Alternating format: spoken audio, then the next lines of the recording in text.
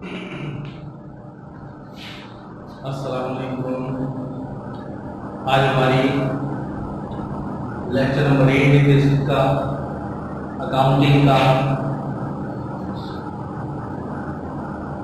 जो कि हम लेके चल रहे थे आई कॉम पार्ट 1 और बी कॉम पार्ट 1। अच्छा जी, यहाँ तक बेसिक के अंदर आज की लास्ट क्लास तक फर्स्ट ईयर और बीकॉम की जो बेसिक होगी वो तकरीबन सेम, लेकिन नेक्स्ट क्लास है चूँकि वो बीकॉम का अलग हो जाएगा और फिर आई कॉम का बिल्कुल अलग हो जाएगा। ठीक है, अब हम किस चीज़ के ऊपर आ गए थे? टर्म्स के ऊपर। सही, पहली टर्म के अंदर क्या है?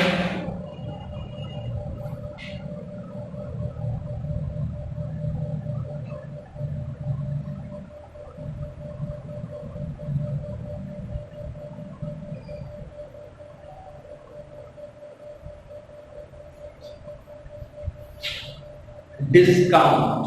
सही, डिस्काउंट का मतलब बेसिकली क्या होता है?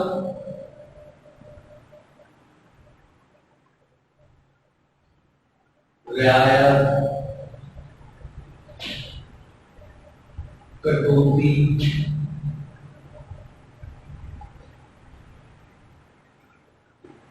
छूट वगैरह। सही, सबका मतलब एक ही है, कमी कर देना, सिंपल डिस्काउंट। ठीक है, डिस्काउंट की कितनी टाइप्स होती है? दो। एक कहलाता है परचेज डिस्काउंट और एक कहलाता है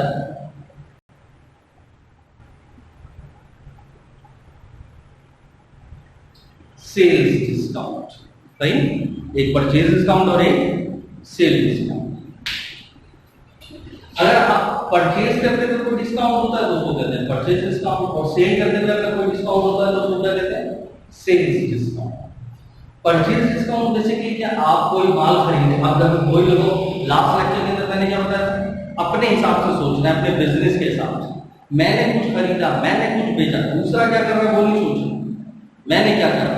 तो लिहाजा मैंने अगर सही अपने हिसाब से सोचो, अगर हमने परचेज किया है और अगर कोई डिस्काउंट लिया, that is called purchase discount. अगर हमने कुछ सेल किया और कुछ डिस्काउंट दिया तो क्या कहलाता है? सेल्स। यानी परचेज करते हुए कोई डिस्काउंट होगा तो परचेज डिस्काउंट, सेल करते हुए कोई डिस्काउंट होगा तो सेल्स डिस्काउंट। Got it? अच्छा, साथ साथ मुझे बताओ, परचेज डिस्काउंट लेते हैं कि देते हैं? बताओ, परचेज डिस्काउंट लेते हैं कि देते हैं? परचेज डिस्काउंट लेते हैं कि देते हैं?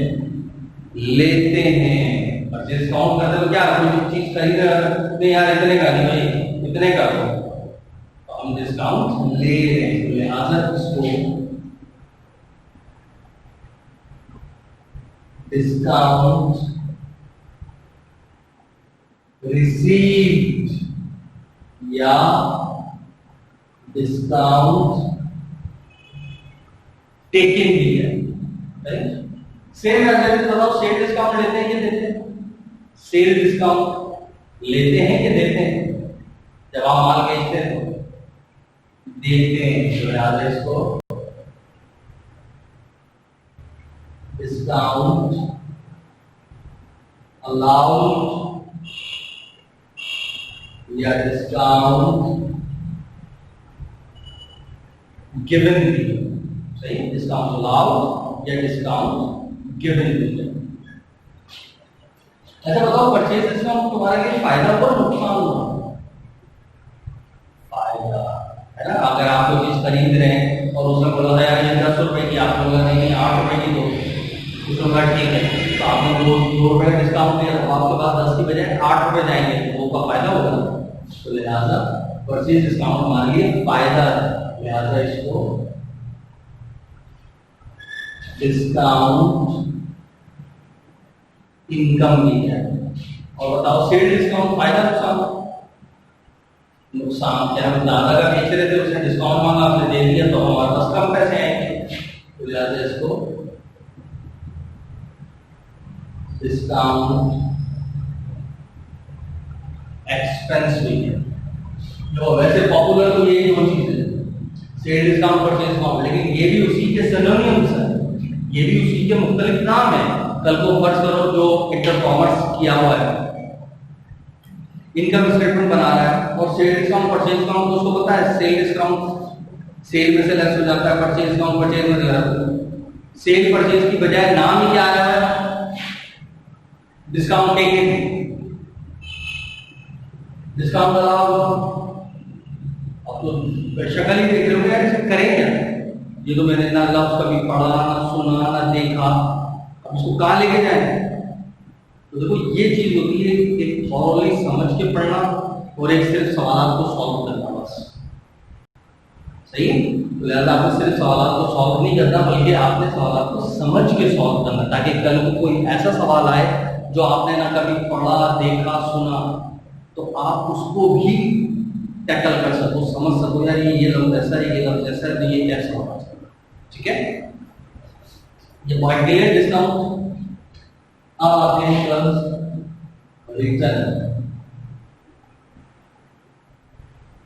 Return and allowances. अलाउंस के ऊपर मैं स्टाइल लगा रहा हूं, बाद में बताऊंगा क्या है। रिटर्न एंड अलाउंस का बेसिकली मतलब क्या है? सिंपल सा वापसी, ठीक है। रिटर्न मतलब खराब होता है, कोई भी खराब चीज थी या मेयार में पूरी नहीं उतरी, आपने वापस करा दी, that is called return.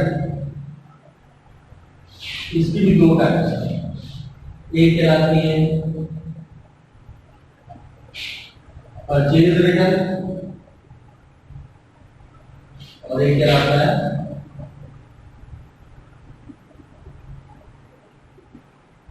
Sales return, सही। परचेज करते हैं कोई चीज, आपने कोई चीज परचेज की, आपको समझ नहीं है खराब की, आपने वापस करा दी, that is called purchase return. और सेल रिटर्न, आपने कोई चीज सेल की थी, जिसको सेल की दूसरे वापस करा दिया आपको वापस, that is called sale. Sale कोई कहानी, परचेज करते हुए रिटर्न हो गया तो परचेज रिटर्न, सेल करते हुए रिटर्न हो गई तो सेल। अच्छा, अभी लफ्ज है अलाउंस, आप हमेशा पूरा लिखते हैं, सेल रिटर्न एंड अलाउंस या परचेज रिटर्न एंड अलाउंस, पूरा नाम। ये अलाउंस की कहानी क्या है? वरना तो हमने ही माना जाता है पूरा नाम है इसका रिटर्न एंड अलाउंस ना, तो उसमें फर्क पता क्या है? तो नहीं हो सकता है किसी को पता भी। बारह एक एग्जाम्पल देता हूँ ताकि अच्छे से क्लियर हो। फर्स्ट और आपने 1000 रुपए का किसी को माल बेचा, तो अब उस बंदे से कितने लेने? 1000 रुपए लेने, ठीक है। लेकिन आपने जो 1000 रुपए का माल बेचा था उसमें से 200 रुपए का माल खराब था, तो उसने बताया कि भाई ऐसा तो माल तो 200 का खराब है, आप माल वापस करो। आपने माल वापस ले लिया, अब उस बंदे से आप कितने लोगे? 800 रुपए, है ना। That is called cell return. Physically चीज वापस ले लेना और पैसों में कमी हो गई, रिजल्ट क्या हुआ? पैसों में कमी हो गई, ये कहलाता है रिटर्न, सही। अच्छा, एक और एग्जांपल, फिर दोबारा तुमने किसी को 1000 का माल बेचा, लेकिन माल क्या था? उसकी नेचर कुछ कांच की चीज थी, कोई कांच की गिलास था, सही। उसमें से 200 गए, टूट गए, उसने बताया 200 तो टूटे, तो अब क्या मंगवाएंगे वापस? नहीं, क्या बोलेंगे? ठीक है, एक काम करो, 200 रुपए कम दो। अब फिजिकली चीज वापस नहीं आ रही, डायरेक्ट पैसों में कमी हो गई, दैट इज कॉल्ड अलाउंस। हमने अलाउंस ग्रांट कर दिया, उसको अलाउंस दे दिया, तो डायरेक्ट पैसों में कमी कर देना, फिजिकल चीज का वापस ना लेना, अलाउंस। और फिजिकल चीज का वापस ले लेना और फिर पैसों में कमी करना, रिटर्न। दोनों का रिजल्ट सेम है, उसमें भी पैसे कम कर दिए थे 800 लेने, इसमें भी पैसे कम कर दिए थे 800 लेने, रिजल्ट एक ही, इस वजह से नाम एक ही होता है, cell return and allowance, purchase return and allowance, नाम एक ही, क्यों? रिजल्ट एक। लेकिन दोनों नेचर वाइज अगर इसके अंदर टिक टिक टिक टिक करके पोस्टमार्टम करें तो दोनों की कहानियां अलग है। अच्छा, रिटर्न में फिजिकल चीज वापस क्यों मंगाते हैं और फिजिकल चीज वापस क्यों नहीं मंगाते? दोनों में क्या फर्क? कब मंगाएंगे, कभी फिजिकल चीज उस वक्त वापस मंगाई जाती है कि जब उसके अंदर कोई ऐसा नुक्स हो कि जिसके ऊपर थोड़ा सा रीवर्क किया जाए, वो दोबारा सही हालत में है, उसको फिर दोबारा महंगे दामों में बेच देंगे। इस वजह से फिजिकल चीज वापस करना। लेकिन कोई ऐसी चीज है जो आप फिजिकली वापस, आप कांच का चूरा होगा और गिलास टूटे, अब बैठ के क्या उसको दूर से जोड़ेंगे? नहीं ना, तो लिहाजा क्या होगा, उसको फेंक तो यार पैसे कम देते हैं। That is what clear. Return allowance भी होगी, तो अब डिस्काउंट भी हो गया और रिटर्न अलाउंस। आगे टर्म्स की तरफ बढ़े, ठीक है। अच्छा, इसको आपने कॉपी भी करते रहना, सही है, अपना रजिस्टर के ऊपर मेंटेन भी करनी है सारा, ठीक है। वो तो आप जब आप की वीडियो चल रही हो या आपने पूरी वीडियो देख ली हो, तो फिर ये दोबारा से उतना ऐसा पॉज करा, वो सारी चीजें कॉपी कर, ठीक है, और साथ साथ कॉपी करते जाओ, कोई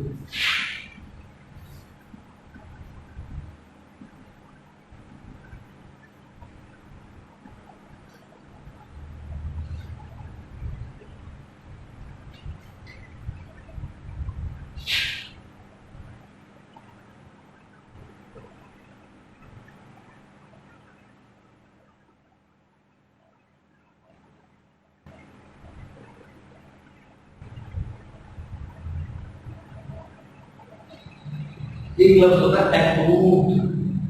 एक्रूट बेसिकली सेकंड फॉर्म है, एक्रूट से निकला। एक्रूट मतलब वाकया होना, एक्रूट वाकया हुआ।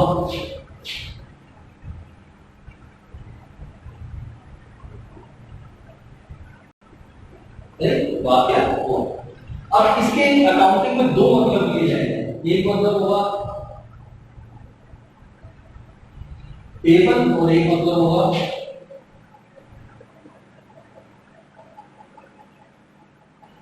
रिसीवेबल। अब तो बिल्कुल उलट मीनिंग है एक दूसरे का। पेबल और रिसीवेबल जमीन आसमान का 180 डिग्री चेंज मीनिंग। तो ये हमें कैसे पता चलेगा कब एक्रूट का मतलब पेबल लेना और कब एक्रूट का मतलब रिसीवेबल लेना? अगर एक्रूट का लफ्ज किसी भी एक्सपेंस यानी खर्चे के साथ लग जाए तो खर्चा आप हमेशा अदा करते हैं, है ना, खर्चे की अदा करते हैं। तो इसका मतलब क्या बना? खर्चा अमल में आ चुका है लेकिन इसकी अदायगी नहीं हुई है, लिहाजा इसका मतलब बनेगा पेबल। सही है। एक्रूट का मतलब बेसिकली तो वाकया हुआ, आमदनी भी वाकया हो सकती है और खर्चा भी वाकया हो सकता है, दोनों चीजें वाकया तो हो सकती हैं। सही। तो कब इसका मतलब पेबल बनेगा और कब रिसीवेबल? तो याद रखो, अगर एक्रूट का लफ्ज किसी भी एक्सपेंस के साथ लगा है तो अब इसका मतलब क्या बनेगा? एक्सपेंस हो चुका है लेकिन इसकी अदायगी नहीं हुई, तो अदा करना है, तो इसका मतलब बनेगा पेबल। अगर एक्रूट का लफ्ज किसी भी इनकम के साथ लगा हुआ है यानी आमदनी के साथ, तो इसका मतलब बना कि आमदनी वाकया तो हो गई है लेकिन उसकी वसूली नहीं हुई, तो वसूल करनी है, तो उसका मतलब आएगा सही। यहाँ वसूल नहीं हुई लिहाजा रिसीवेबल बना, यहाँ अदायगी नहीं हुई लिहाजा इसका मतलब पेमेंट।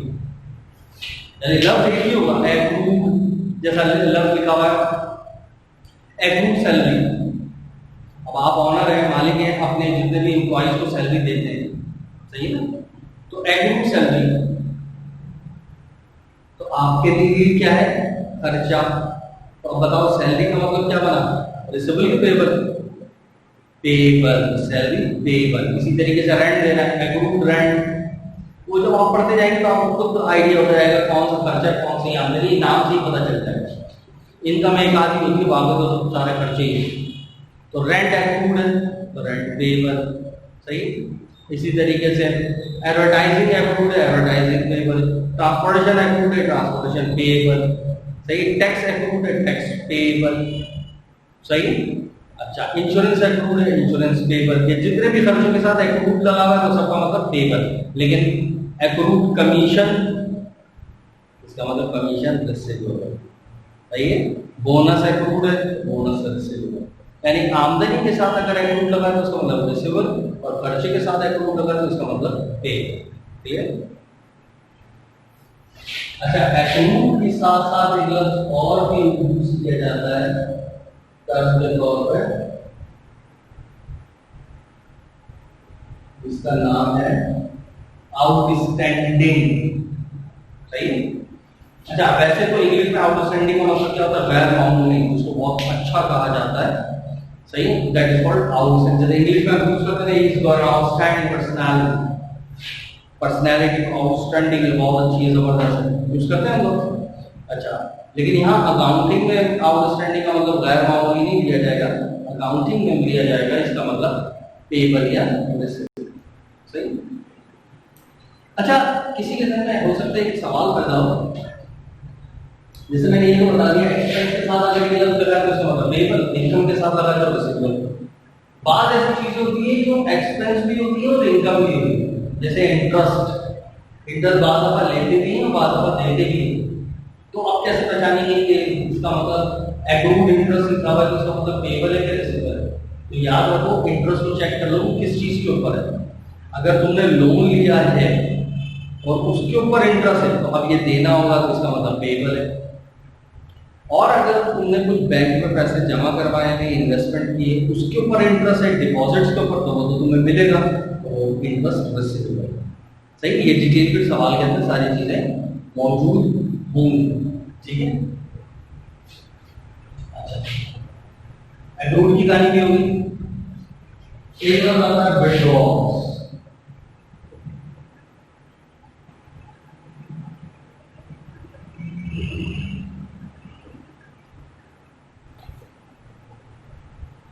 क्या जाएगा? विड्रॉल्स। विड्रॉल बेसिकली क्या है? निकाल। अच्छा, इसकी कहानी क्या है? विड्रॉल लफ्ज है बेसिकली विड्रू, विड्रॉन, यानी ब्रॉड, drew, drawn, first second third form होती है, उससे फ्रेजल वर्ब बनाए गए। जैसे ड्रॉ है, ड्रॉ का बेसिकली मतलब क्या होता है? खींचना है ना, जैसे ड्राइंग इन्हें मायने खींची हुई होगी। तो अकाउंटिंग में यहाँ पर विड्रॉ का मतलब क्या हुआ? कोई चीज खींचना नहीं बल्कि निकालना। जैसे आपका ये बिजनेस है, बिजनेस कितने का? 1 लाख रुपए। सही?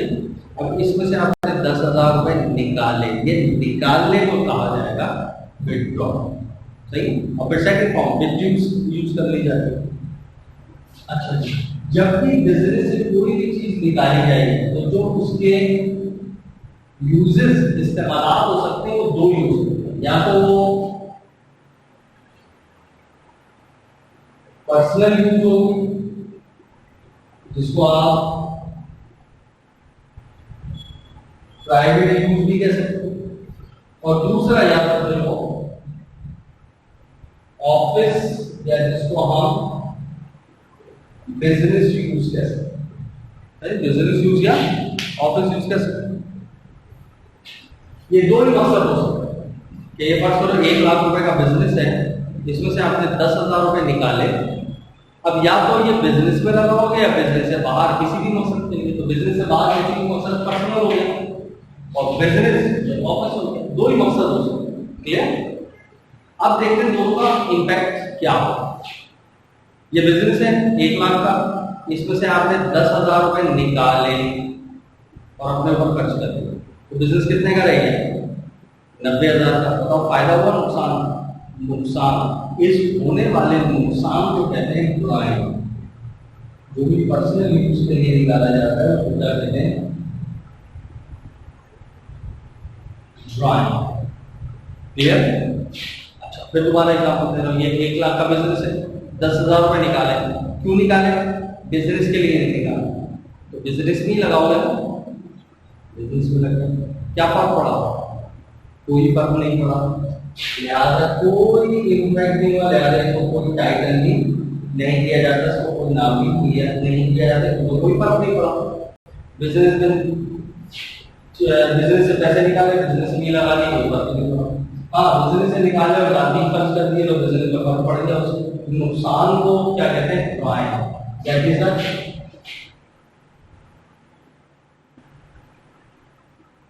कॉन्ट्रा कैपिटल, क्या है? Contra capital. कैपिटल याद है, इससे पहले हमने पढ़ा था लास्ट लेक्चर के अंदर। कैपिटल क्या था? जो मालिक पैसे लगाता है। 1,00,000 रुपए तुमने लगाया और बिजनेस शुरू करा, दैट इज कॉल्ड कैपिटल। और निकाल के घर लेके जा रहे हैं, तो कैपिटल में कमी कब आई है? कमी को कहते हैं, यानी उसका मुखालिफ को कहते हैं कॉन्ट्रा। तो कैपिटल का कॉन्ट्रा क्या होगा? नुकसान, एक्सपेंस, लॉस, खर्चा। क्लियर? टर्म्स क्लियर है? अकाउंटिंग के अंदर जो टर्म्स यूज की जाती है, सही है? ये भी क्लियर हो गया। अच्छा, अब बाकायदा एक लफ्ज इस्तेमाल किया जाता है जो कि बड़ा मशहूर होता है, वो भी पता होना चाहिए आपको। लफ्ज ये होता है ऑन क्रेडिट। इसका मतलब ही क्या है? उधार। सही? जैसे परचेज पेन ऑन क्रेडिट, मैंने परचेज पेन खरीदा ऑन क्रेडिट, उधार। सही? तो ये लफ्ज ऑन क्रेडिट पता होगा। ऑन क्रेडिट भी बोलते हैं और ऑन अकाउंट भी बोलते हैं, दोनों का मतलब वही था। तो ये लफ्ज तो जहां पर भी आएगा आपको फौरन पता चल जाएगा इसका मतलब उधार है। असल कहानी होगा उनकी, किसी शख्स का नाम आ जाए या कोई कंपनी वगैरह का कुछ जरूर नाम हो जाए, इनका भी मतलब दोनों का सेम उधार। सही है? मिसाल मैं बोलूं purchase furniture on credit, furniture उधार खरीदा। Purchase furniture on account, furniture उधार खरीदा। Purchase furniture from Ali, Ali से फर्नीचर खरीदा, बस इतना लिखा हुआ। तो इसका मतलब फर्नीचर अली से उधार खरीदा। ये पॉइंट क्लियर? अगर आगे लफ्ज कैश मेंशन ना हो, अगर ये लिखा है purchase furniture from Ali on cash, तो आपको साफ साफ पता चल गया अली से कैश पे खरीदा, अब उधार की कोई कहानी नहीं। लेकिन अगर सिर्फ इतना लिखा परचेज फर्नीचर फ्रॉम अली, अब उधार। ठीक? सेम एज बंदे का नाम है, कंपनी का नाम, purchase furniture from Ali and company, Ali general store, Ali brothers, Ali sons, इसका मतलब ही उधार। तो ये बात याद रखना, किसी शख्स का नाम, बंदे का नाम आ जाए या ऑन क्रेडिट ऑन अकाउंट आ जाए, ऑन क्रेडिट ऑन अकाउंट को तो फौरन ही पता चल जाएगा उधार है, लेकिन यहाँ बात आपको कंफ्यूजन हो जाती है, बंदे को समझ के नहीं आता। तो याद रखो, किसी बंदे का नाम या कंपनी का नाम आ जाए तो इसका मतलब उधार है, अनटिल और अनलेस उसने कैश ना लिखा। सही?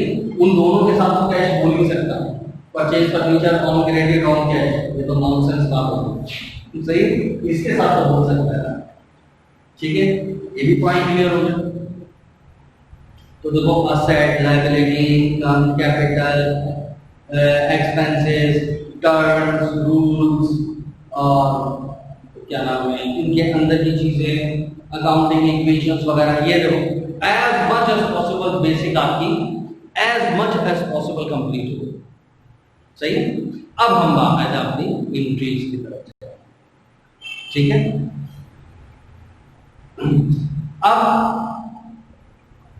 मेन चीज आएगी जर्नल एंट्री ऑफ रिकॉर्ड। अब देखो ये अल्फाजों से जो जितने भी हम एंट्री रिकॉर्डिंग पर आएंगे, अकाउंटिंग में कोई काम होता है तो एंट्री पास करो वगैरह करो, ये करो, डेबिट क्रेडिट वगैरह। तो अब जब मैं इनके अंदर मैं अल्फाज इस्तेमाल करूंगा, इंशाल्लाह वो सारे अल्फाज आपको पता हो। ये इतनी बेसिक में आपको करवा दूंगा। अब हम आगे प्रोसीड करते हैं, उसके लिखने का तरीकेकार क्या है वगैरह वगैरह, वो कैसे लिखते हैं वो बात करना। सही? सबसे पहले तो उसके लिखने का तरीका।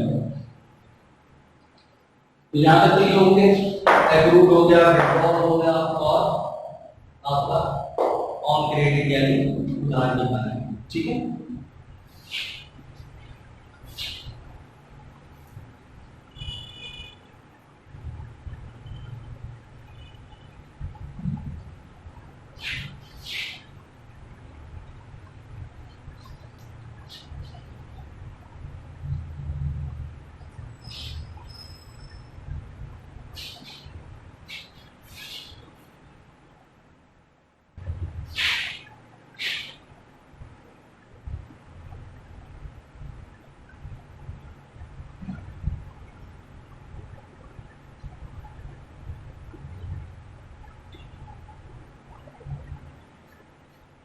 अब लफ्ज क्या है? General journal entries. वैसे तो लफ्ज जनरल जर्नल एंट्रीज इतना क्लियर करके नहीं पढ़ते, जनरल जर्नल क्या बोल रहे थे, जनरल जर्नल एंट्रीज, सही। जिस तरह और भी दो बहुत इंग्लिश के अंदर लफ्ज होते हैं,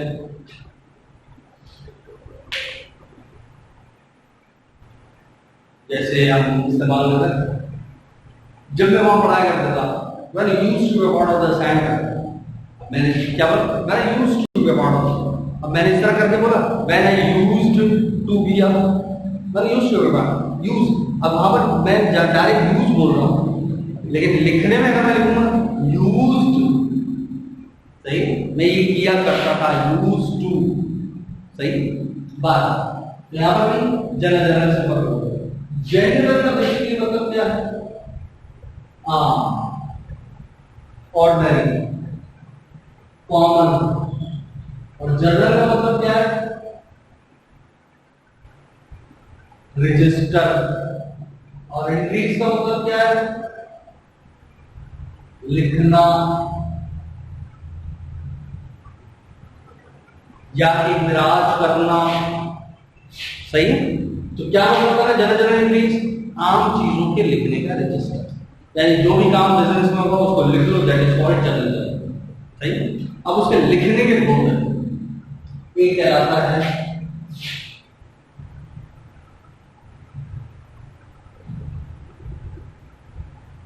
स्टैंडर्ड फॉर्म, सही, और एक कहलाता है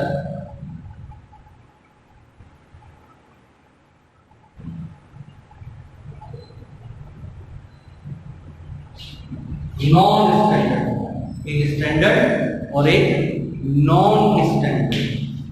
स्टैंडर्ड का बेसिकली मतलब क्या? पूरी हेडिंग वेडिंग दली लो, कॉलम दले हो, लाइनें लिखी हुई हो, नरेशन लिखी हो, प्रॉपर काम, दैट इज कॉल्ड स्टैंडर्ड। और नॉन स्टैंडर्ड जिसको स्केलेटन भी कहते हैं, ढांचा, बस अपने काम की बात लिख दी, बस खत्म, बाकी कहानी छोटी बॉर्डर कुछ नहीं रहा है, सही है।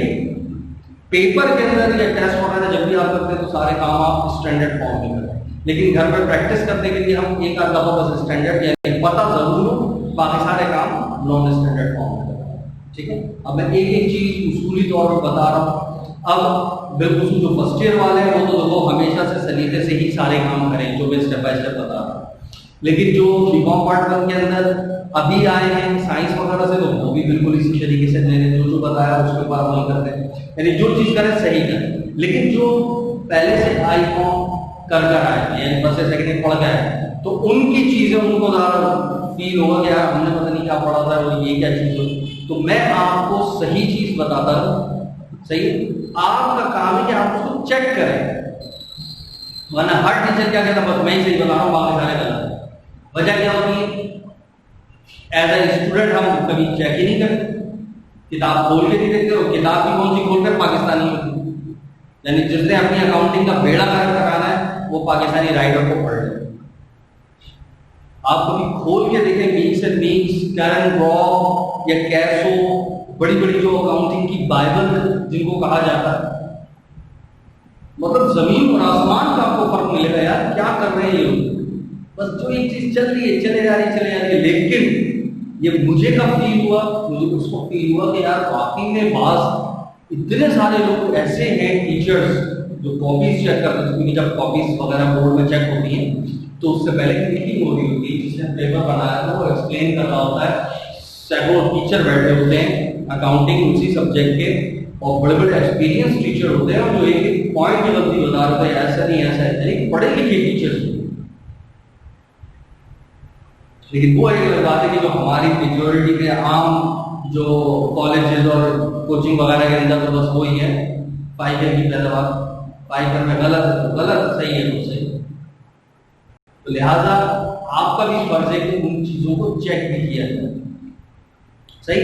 वरना जिसने नहीं करना हो वो भी ना करे, तो पास तो हो गया ना, जान सभी। लेकिन अगर सलीके से करना है तो फिर एक एक चीज को फॉलो भी करो, खुद आपको मजा आएगा यार। आपके अकाउंटिंग इतनी स्ट्रॉन्ग और 10 किताबों से उठाओ, इसको चेक करो, इससे चेक करो, जो आप नहीं करोगे वही किताबों में मजा आएगा, ठीक है। बाकी एज मच एज पॉसिबल चीजें मैं आपको बताता चले जाऊंगा। और सबसे पहले तो स्टैंडर्ड लिखने का तरीका था।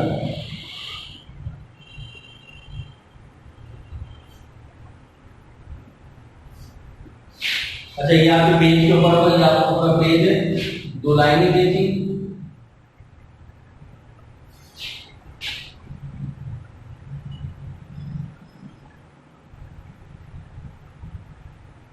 सही। सबसे पहले आते मिड पे क्या लिखते हैं?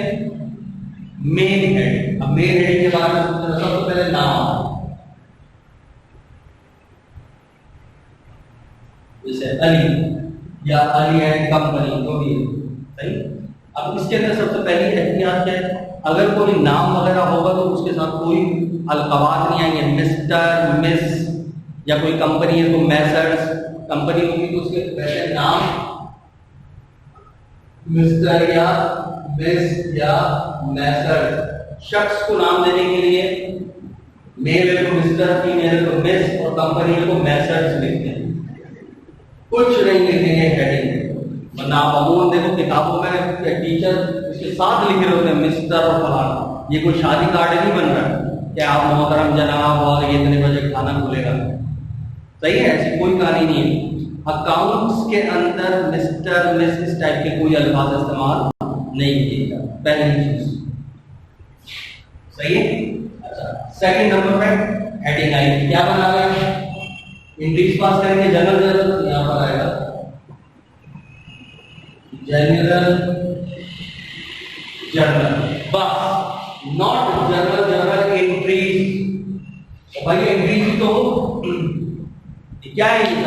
एंट्रीज तो है, तो यहां लिखने की जरूरत नहीं है। हाँ, अगर कोई नई चीज लिख रहे हो जर्नल के अलावा, बहुत सारी आएंगी, कोई करेक्टिंग होगी तो कोई एडजस्टिंग होगी तो कोई क्लोजिंग होगी तो कोई ओपनिंग होगी तो कोई रिवर्सिंग, उनके साथ लफ्ज एंट्रीज लिखेंगे। जर्नल के साथ कभी भी लफ्ज नहीं आएगा, ये जिंदगी में याद रखना। वरना लिखी टीचर क्या होता है यार, जर्नल जर्नल एंट्रीज, पहले तो यानी पढ़ते पता चल जाएगा ये भाई क्या पढ़ा करा पहले।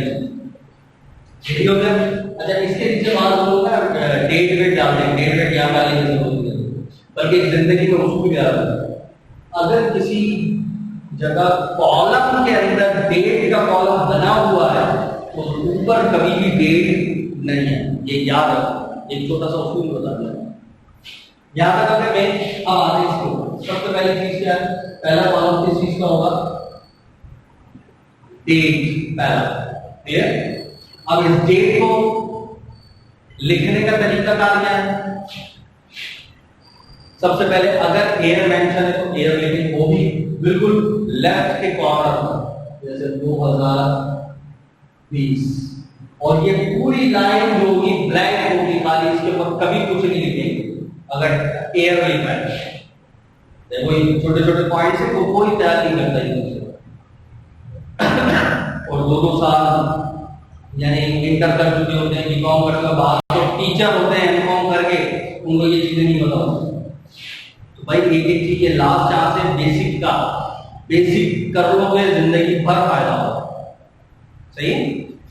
अरे ये पूरी लाइन ब्लैंक होगी, उसके बाद महीना वो भी इसी तरीके से आएगा, जैसे जनवरी इस साइड लेफ्ट पे और डेट इस साइड राइट पे। क्लियर? और फिर एंट्री यहां से शुरू लिखना। ठीक है। अच्छा, डेट की कहानी बता। नेक्स्ट कॉलम किस चीज का? अब तो इंटर कॉमर्स है वो रटा हुआ होगा, डिस्क्रिप्शन, पर्टिकुलर्स। अब बताओ क्या डिस्क्रिप्शन, पर्टिकुलर्स यहां क्या आता है? Account, titles and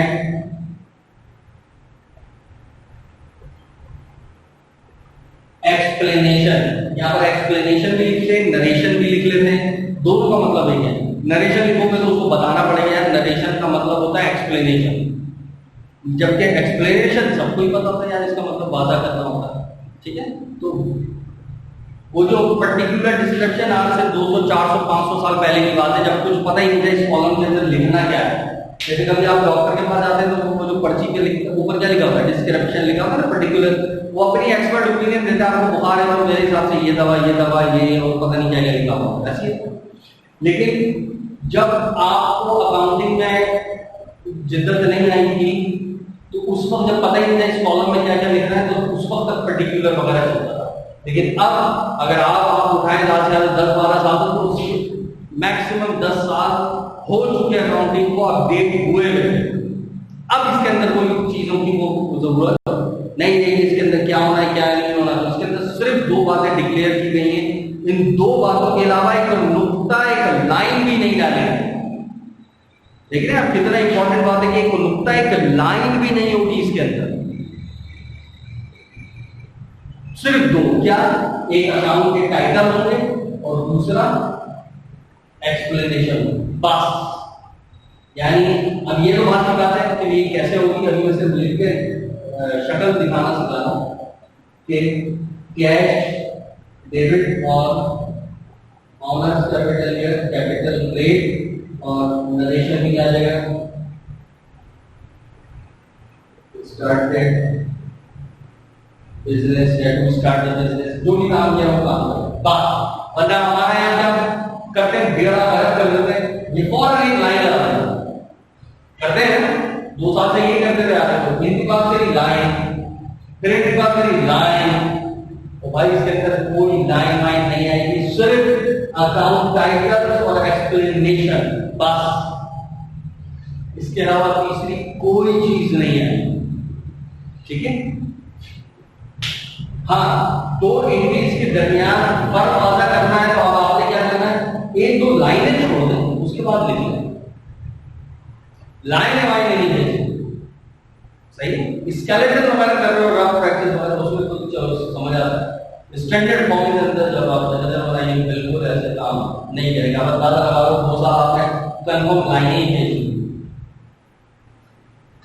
next, reference या पोस्ट रेफरेंस कुछ भी लिख दो।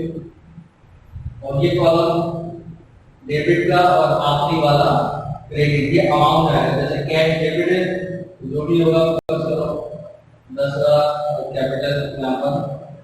ये लिखने का तरीका हो, सिर्फ बता रहा हूं, फिर ये लिखते कैसे वो तो बाद में एक्सप्लेन करूंगा। यहां तो वो क्यों गया कैश डेबिट कैपिटल क्रेडिट, सही।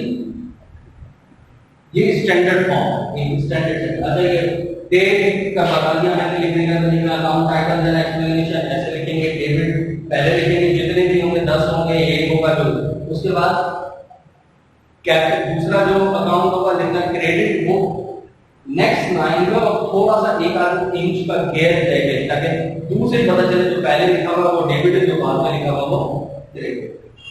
और नीचे एक्सप्लेनेशन नरेशन, इसका मतलब अपनी मर्जी से 2 लफ्ज इंग्लिश के लिख दो जिससे बस ये पता चल जाए तो हमने क्या करा। मैंने बिजनेस शुरू करा था तो मैंने क्या लगा बिजनेस स्टार्ट, अपनी मर्जी से, सही। ये एग्जाम में पढ़ेगा भी नहीं। असल काम क्या है, ये एंट्री क्या पास की, किसको डेबिट करा, किसको क्रेडिट करा, कितने से करा, ठीक है। ये सिर्फ अभी लिखने का तरीका बता रहा हूं, ये करते कैसे है वो फिर हम बात करें। रेफरेंस बेसिकली कॉलम हमेशा आपको खाली मिलेगा, करना कराना कुछ, लेकिन प्रैक्टिकल में बड़ा इंपॉर्टेंट होता है। इसके अंदर ये लिखते हैं क्या ये जो हिंदी पास की मैंने किस पेज पे की। वहां इतनी मोटी किताब पे आप एक पेज पलट के तो नहीं देख सकते, तो नंबर लिखा होता फटाफट वहां चले जाते हैं, तो बड़ा काम होता है। अभी डेबिट का अमाउंट क्रेडिट, अब ये सारे कॉलम हेडिंग सब हटा दो, सिर्फ काम कीजिए क्या क्या करना, कैश डेबिट और कैपिटल क्रेडिट कितने से भाई 10,000। तो ये भी बोलिए ये भी बोलिए। अब आपको दोनों को फर्क पता होगा, ये बिल्कुल ढांचा कुछ भी नहीं है इसमें, और उसमें सारी डिटेल लिखी सही। तो ये कहलाता है स्टैंडर्ड फॉर्म, ये कहलाती है नॉन स्टैंडर्ड फॉर्म। क्लियर। फिर अब हम बात करते हैं सीखेंगे एंट्री कैसे पास की जाए, सही। जब हम यहां तक आ चुके हैं तो ये चीज क्लियर हो चुकी है, तो अब आपने जगह जगह एंट्रीज तक पहुंच गए, सही। इंशाल्लाह फिर हम नेक्स्ट क्लास के अंदर एंट्रीज कैसे पास करते हैं वो आगे प्रोसेस करेंगे, ठीक है। अल्लाह हाफिज़।